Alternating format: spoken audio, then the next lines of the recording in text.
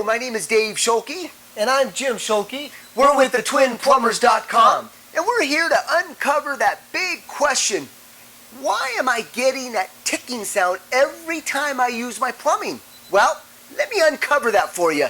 It's going to be a copper pipe, more than likely on the hot side, expanding and contracting right up against that wood.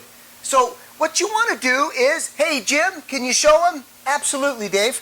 Once you find and identify where that ticking noise is, you want to get some felt liner or some insulation and get that copper pipe away from any wood.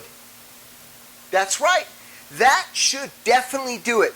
Hopefully we uncovered how and why you're getting that ticking sound. Thank you.